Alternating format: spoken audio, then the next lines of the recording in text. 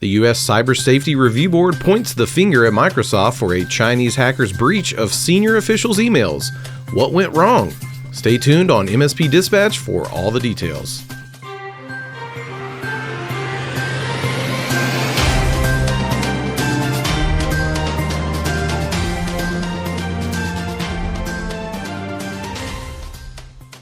U.S. government review faults Microsoft for a cascade of errors that allowed Chinese hackers to breach senior U.S. officials' emails. And our story by Sean Ligas for CNN. A review by the U.S. Cyber Safety Review Board, or CSRB, found that Microsoft's negligence led to Chinese hackers breaching the company's network and accessing the email accounts of senior U.S. officials, including the Secretary of Commerce. The report criticized Microsoft for failing to protect a critical cryptographic key, allowing hackers to forge credentials and access Outlook accounts remotely. It also highlighted deficiencies in Microsoft's security culture, calling for a comprehensive overhaul. The breach compromised the email accounts of diplomats and officials, with approximately 60,000 emails downloaded from the State Department alone. Despite China's denials, Microsoft acknowledges the necessity for heightened security measures and pledges to assess the board's recommendation. Tony, so the government is now saying Microsoft's at fault, not saying what's going to come of it. Does it matter? I cannot get over the fact that MSPs, the managed service providers, the last mile, protecting the customers from, in most cases, themselves, and other external issues,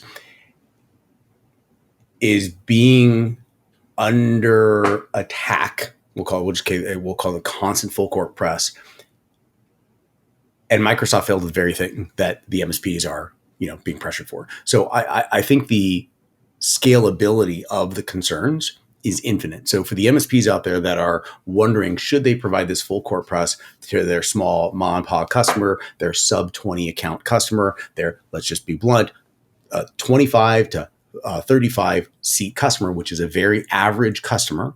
Average MSP has 31 customers, 28 seats per customer. It's just industry standard for the smaller MSPs, by the way, and those that are actually growing, moving somewhere.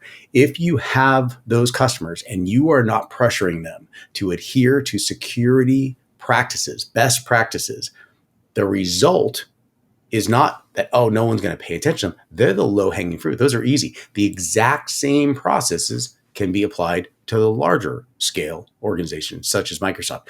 60,000 emails being downloaded for the accounts of diplomats and officials. I can't get over that because I'm seeing the similarity, and it really doesn't matter where you are on the board. The exact same thing applies. And of course, the justification for not following this from either the end user perspective, the customer entity perspective, and possibly the MSP, at least not the MSPs following this podcast, are that, oh, we're just too small. It's never going to happen to us. It happens to everyone at every part of the scale of businesses that in this case have best practices that are not followed, and anything can slip through the crack. So I can't get over that. I apologize about talking about this for so long, but this is something we're also passionate about. And I'm wondering how this is going to be, where the accountability is going to be, because we're talking a vendor level.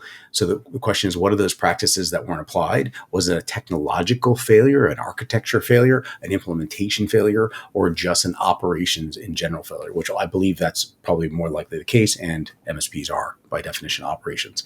So Ray, unpack this. And how do we apply a solution? You've got 10 seconds, go. If I learned anything from our previous story on MSP Dispatch earlier this week, it's that we can leave this stuff till 2025 and we don't have to worry about security this year. And if you don't know what I'm talking about, Phil, put it up there, dude.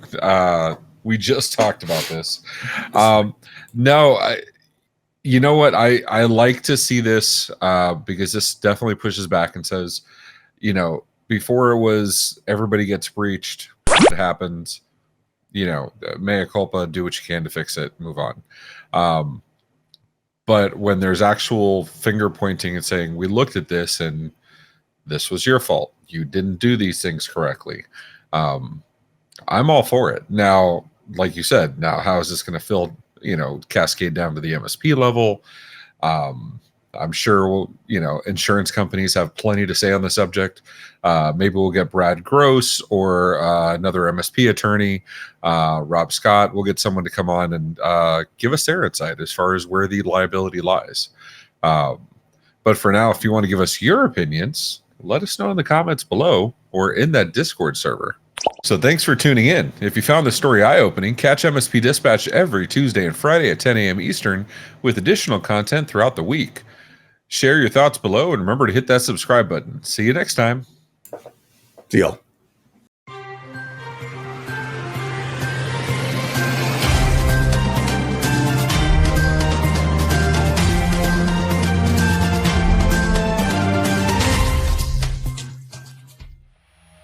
This has been a broadcast of the MSP Media Network.